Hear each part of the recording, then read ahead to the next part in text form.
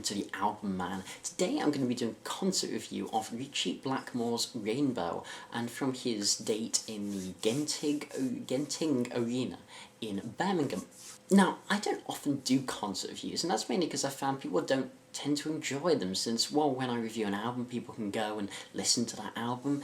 They might, well, not have seen the band on that tour, and if they're not planning to, can't afford to, then it has limited impact. But for this, because this was such a special concert, I really feel that this does warrant talking about. The reason this was such a special event was because Ritchie Blackmore has not played rock music for a very long time. If you don't know who Ritchie Blackmore and Rainbow are, Ritchie Blackmore was the guitarist of Deep Purple in their classic lineups, I think Mark 1, Mark 2 and Mark 3, and then replaced for Mark 4, though don't quote me on that. And then after leaving Deep Purple, he formed a band, Rainbow, and this was the band that gave birth to really Ronnie James Dio. Sure, Ronnie James Dio had been Elf and the Elves before that, but it was Rainbow which catapulted him into becoming the legend he is today. And Rainbow went through a succession of various singers, various incarnations. The only constant in the band was Ritchie Blackmore, and he rejoined Deep Purple, left again. The history of his story of bands is certainly a long one, and we're not going to delve into detail, but suffice to say, he left Deep Purple for the final time in 1993, reformed Rainbow for one more album, Stranger in Us All, one tour, ending things in Denmark in 1997, and, well, never playing real rock music since. Sure, he has been creating music with his wife Candice Knight in Blackmore's Night, which is more of a medieval folk type stuff. Ritchie Blackmore trades in his classic white Stratocaster for a lute. I've never been a particularly big fan of his work of Blackmore's Night. I'm going to give it a 5 out of 10.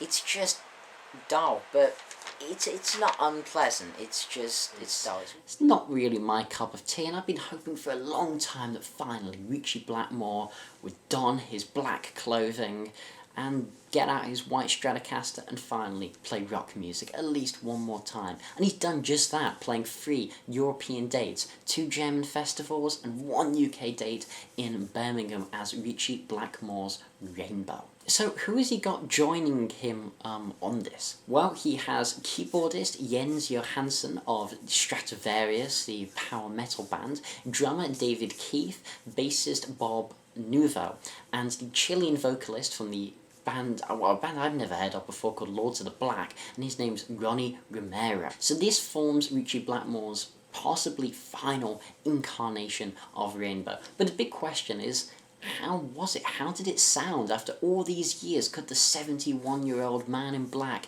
still pull it off? Have Rainbow still got it? Well, the first thing to say is that to really call this strictly Rainbow is not true. There were more Deep Purple songs probably than Rainbow ones, to be honest. It was fairly sparse on Rainbow songs, not to say ones weren't covered, of course, and you had the different eras at least represented. There was, Joe Lynn Turner song with Spotlight Kid, a Graham Bonnet one with Since You've Been Gone, of course a plethora of Dio ones. And then from the Deep Purple era you had a fairly representative portion from the killer opener Highway Star, closing with Smoke on the Water, but also Soldier of Fortune, Mistreated from the Coverdale and Hughes era, and hell, even Perfect Strangers from that album.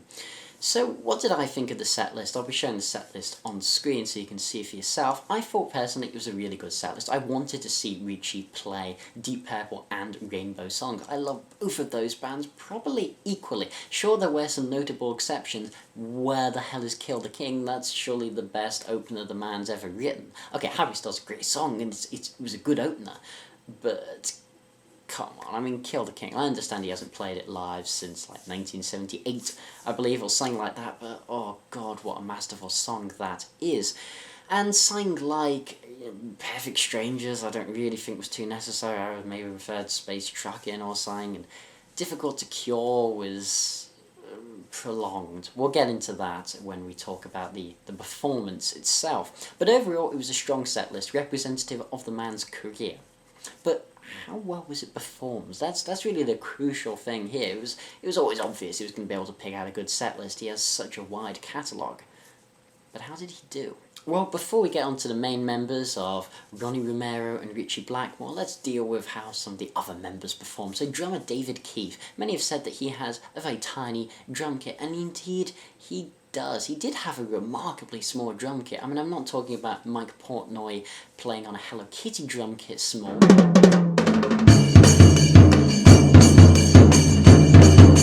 But honestly, you only need to add one more cymbal and you're pretty much there. It was one of the smallest drum kits I've seen for a big rock band. Many people have pointed this out, but I suppose compared to Cozy Powell's Labyrinthian drum kit, it certainly paled in comparison. David Keith, he kept the time though, very unremarkable drummer. Can't really say I particularly cared for him.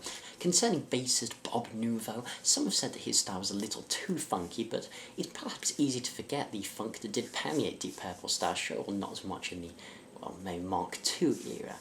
But towards when you had Hughes and Coverdale on the band, certainly the second album they did, Come Taste the Band, I think, that certainly had a lot of a funk influence on it. Glenn Hughes did bring a lot of that.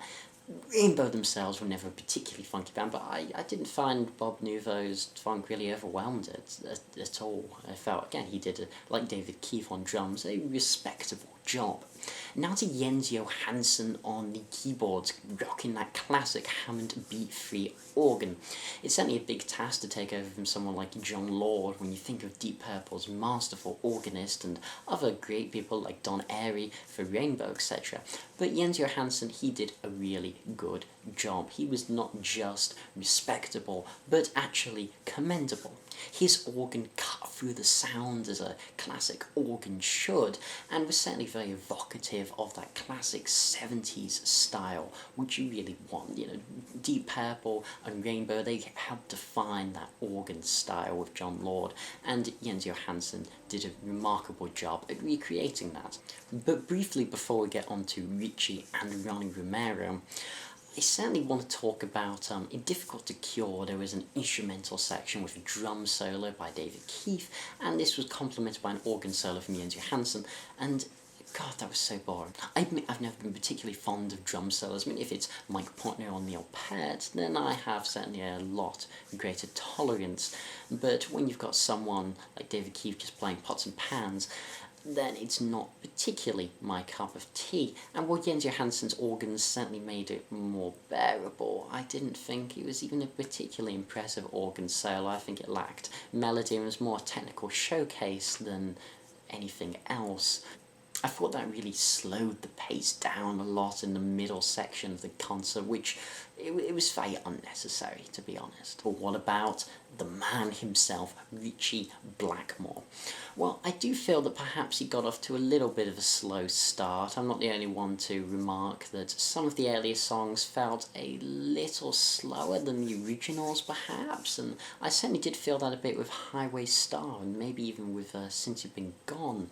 But I felt he really warmed up into it. I mean, he's had a lot of finger problems, arthritis, and operation on his fingers only a couple of months ago.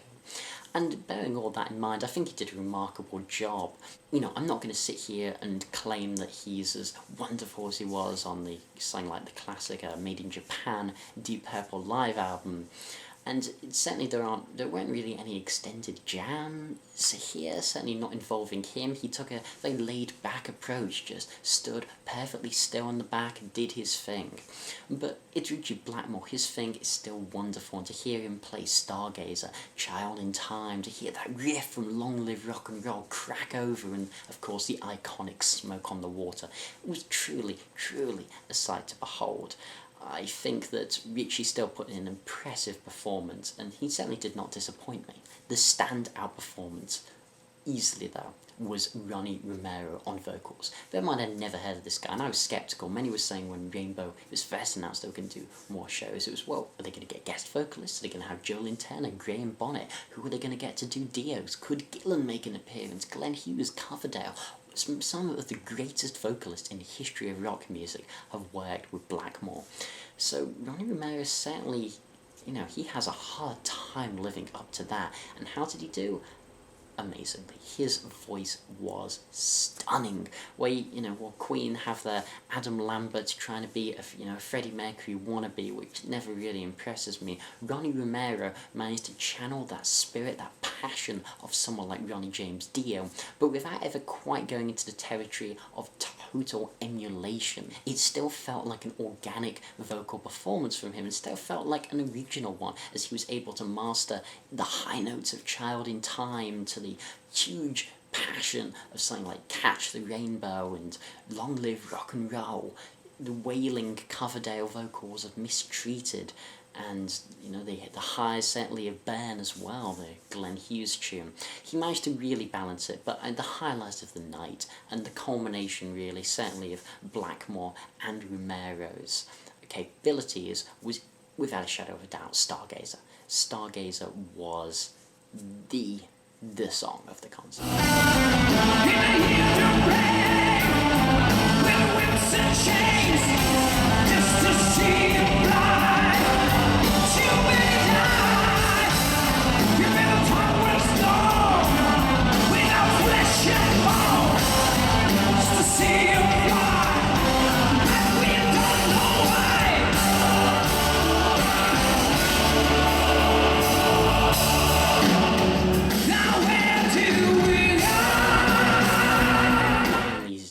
Stargazer is Blackmore's greatest achievement, his masterpiece, his best song, but Ronnie Romero's vocals, I swear I could close my eyes and almost think that I was listening to Ronnie James Dio.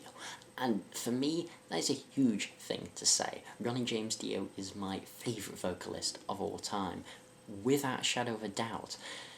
And for me to think someone is even getting close to him in terms of vocal performance is rather astonishing. Romero certainly impressed me, so did Blackmore, and overall it was a wonderful gig. Sure, the rest of the band, aside from Johansson, was, serviceable. It's that, and I suppose when you're living up to people such as Ian Pace and John Lord, Cozy Powell, and the other smorgasbord of people that Rainbow and Deep Purple had in their ever-changing career, it's difficult to live up to. Certainly Romero lived up to Gillan, Dio, Coverdale, Hughes, etc.